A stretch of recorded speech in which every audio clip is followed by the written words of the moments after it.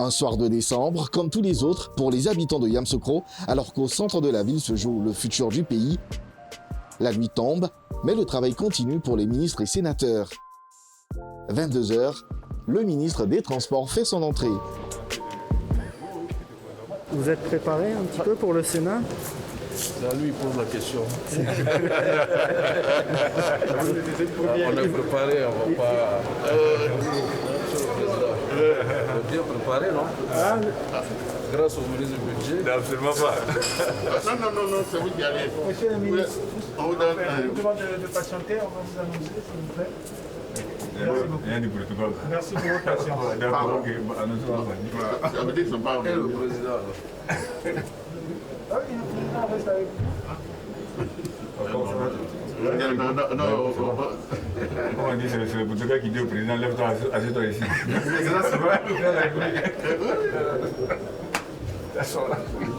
Cela fait maintenant plus de 10 heures que les sénateurs scrutent l'ensemble des budgets soumis par les ministres. Malgré l'heure tardive, il faut rester concentré car là encore, les enjeux sont importants. Il s'agit de la vie des Ivoiriens sur les routes. Dans tous les textes qu'on prévoit, maintenant, on intègre dans les sanctions qu'il y aura le retrait des points. Le temps que, j'espère, jusqu'à la fin de cette année, enfin 2022, on sera prêt, de mon point de vue, on sera prêt à pouvoir retirer, à introduire donc le permis à points et à enlever les points à distance. Je préfère enlever les points donc à distance. Plus de 72 milliards de budget pour un transport des populations plus sûr. Pendant plus d'une heure, le ministre Amadou Koné étale ses arguments et reçoit les critiques des sénateurs sur ses actions. Puis arrive la délibération. Les crédits ouverts au profit du ministère des Transports sont adoptés à l'unanimité des sénateurs membres de la Commission des affaires économiques et financières.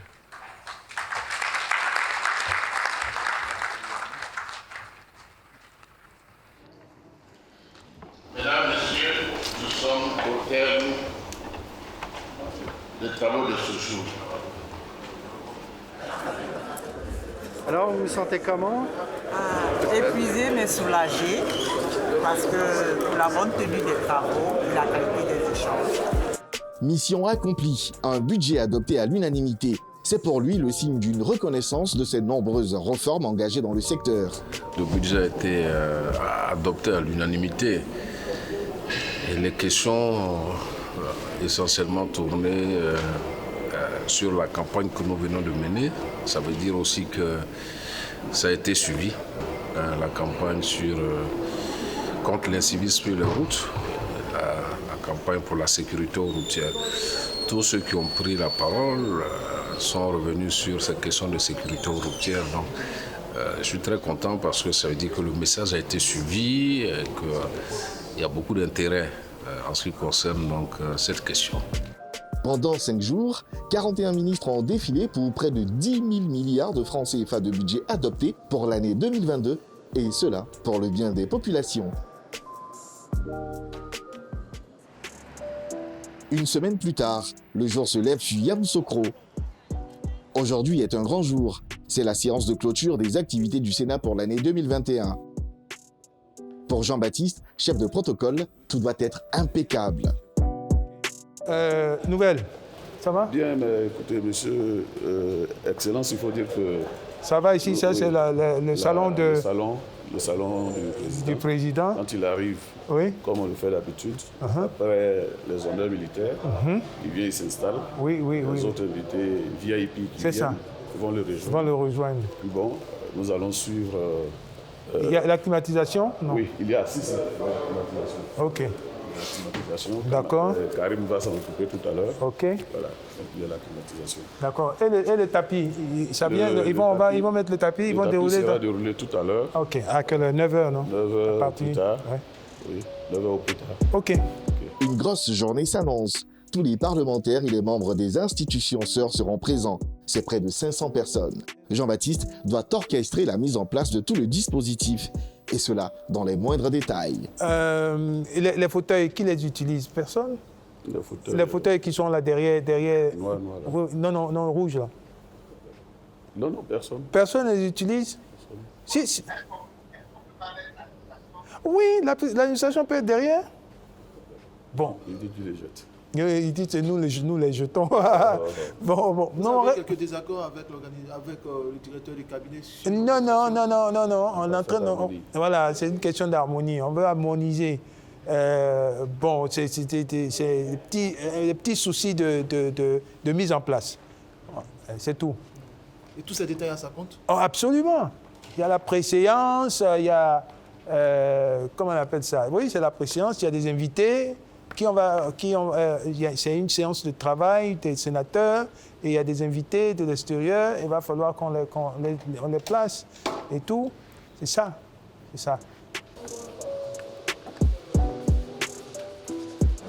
Ouais, où sont les autres là?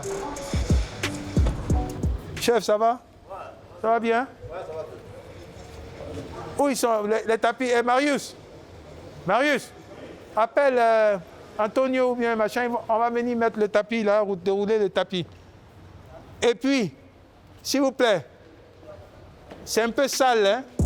Le tapis rouge est déroulé, la séance peut commencer. Aujourd'hui, le président du Conseil économique et social ainsi que certains représentants de corps diplomatiques sont aussi conviés. Le président du Sénat, Aoussou Jano, peut enfin faire son entrée.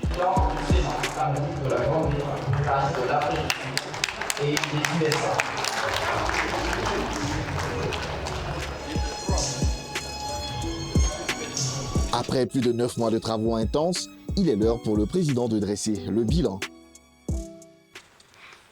Mesdames et messieurs, chers invités, mesdames et messieurs, chers collègues, notre mission fondamentale demeure le vote de la loi. C'est pourquoi je déplore la baisse du niveau des activités de législation au cours de cette session. En effet, si au cours de la session ordinaire précédente, notre institution se félicitait d'une activité particulièrement abondante, marquée par l'adoption de 69 projets de loi, la session qui s'achève n'aura consacré que l'adoption de 17 projets de loi. Cette situation est à mettre au passif du fonctionnement de la navette parlementaire qui privilégie encore à ce jour la saisine systématique et en premier lieu de l'Assemblée nationale de tout projet de loi en dépit de l'esprit et de la lettre de l'article 109 alinéa 1 nouveau de la Constitution. Aussi, je voudrais vous exhorter, mesdames et messieurs les sénateurs, à participer de façon plus assidue aux sessions des conseils régionaux et des conseils municipaux pour toucher du doigt les réalités de ces collectivités territoriales dont le Sénat assure la représentation.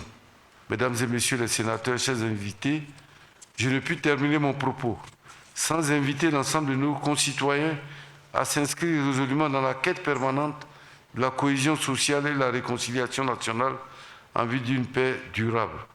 C'est le lieu de saluer une fois encore les efforts déployés par son Excellence, Monsieur le Président de la République, ces dernières années, dans l'optique de cette paix que tous nous cherchons. Sur ce, mesdames et messieurs, la séance est levée.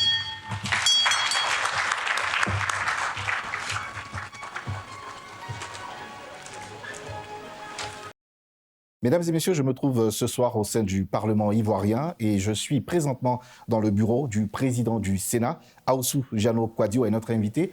Monsieur le Président, on l'a vu en fin de reportage, dans vos propos, vous avez regretté une baisse d'activité des sénateurs pour l'année 2021. À quoi était due cette baisse? La Covid, la maladie de la Covid qui a sévi partout dans le monde a entraîné le ralentissement de toutes les activités dans le monde entier. Et le Sénat ivoirien étant dans le monde, nous avons subi les conséquences, la Covid, et nous avons dû user d'autres méthodes, notamment utiliser la visioconférence pour continuer nos séances. Le président de la République, son Excellence Alassane Ouattara, en créant le Sénat, a dit que c'était pour consolider et ancrer la démocratie. Comment le Sénat participe à l'ancrage de la démocratie ivoirienne? Je pense que le président Ouattara a vu juste de créer le Sénat. Je dirais que c'est la consécration de la volonté de la classe politique ivoirienne. D'autant plus qu'en 1998, lors du vote, la loi modifiant la constitution de l'époque, le président Bédié avait déjà prévu la création du Sénat. En 1998, ça c'est pour le PDCIRDA. Et puis dès lors, c'est pas nous, on dit non, c'est pas bon. On ne peut pas avoir en 2010 le FPI avec Afin Guessan comme directeur de campagne du président Gbagbo et venir après dire que non, le Sénat n'a pas sa place. La Constitution de 2016, qui a été votée à 93%, a consacré la création du Sénat avec d'autres institutions. Donc, cela consiste à un besoin de toute la classe politique, je dirais même de la population ivoirienne, puisqu'elle a voté à 93% dans la Constitution ivoirienne. C'est un besoin de la classe politique, de toute la population ivoirienne, mais le Sénat est né sous fond de tension, on ne l'oublie pas. Certains leaders d'opinion, certains leaders politiques ont affirmé que la Côte d'Ivoire avait beaucoup plus besoin d'institutions fortes. Je dis, c'est de la politique politicienne. On ne peut pas avoir voté une loi constitutionnelle en 1998, ça c'est pour le PDCI-RDA. Et puis dès lors où ce n'est pas nous, on dit non, ce n'est pas bon. Dans l'architecture institutionnelle de la Côte d'Ivoire, le Sénat a bel et bien sa place, d'autant plus que si vous regardez le monde entier, aujourd'hui, le développement s'est fait à travers les régions et les communes. Donc le Sénat a sa place. J'ai dit ces déclarations n'ont pas de sens. Pour vous, ces déclarations n'ont pas de sens. Vous représentez en tant que sénateur, vous êtes l'émanation des collectivités territoriales, mais à la base, qu'est-ce qu'un sénateur fait? Qu'est-ce qu'il apporte aux collectivités territoriales? Le sénateur, il est à l'écoute de la population, puisqu'il est l'émanation de la base des communes et des régions. Nous participons aux conseils municipaux, aux conseils régionaux, pour recueillir les désirata des communes et des régions qui sont au quotidien avec la population.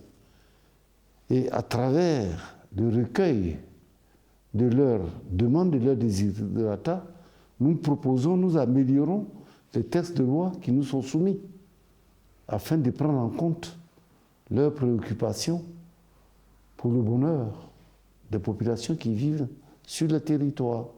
Monsieur le Président, le Sénat a aussi pour mission de représenter les Ivoiriens établis hors des frontières de la Côte d'Ivoire. Pour eux, qu'est-ce que vous faites? En termes de capital humain, nos frères qui sont allés en Europe, aux États-Unis, ils apprennent, ils acquièrent une expérience.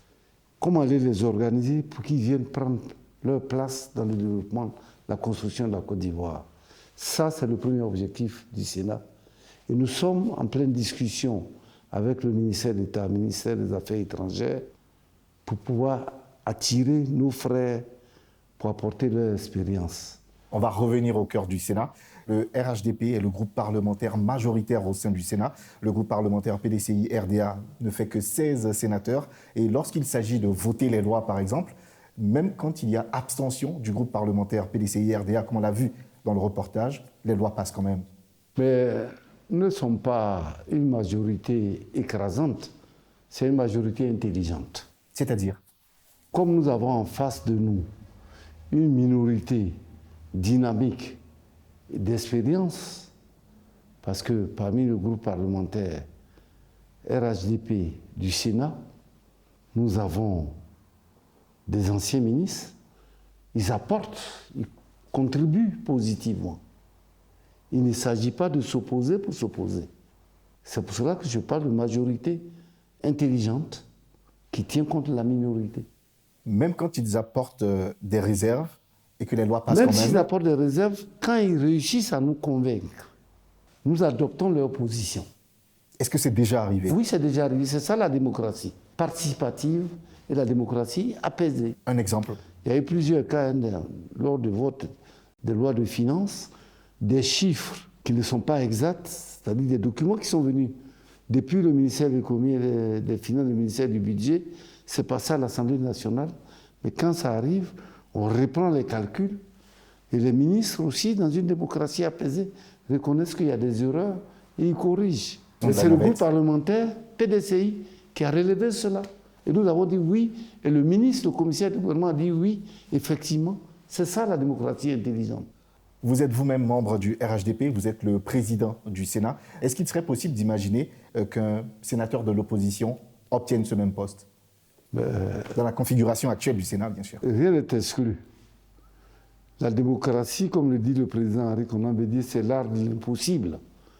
L'impossible peut faire que peut-être quelqu'un de l'opposition se retrouve à la tête du Sénat.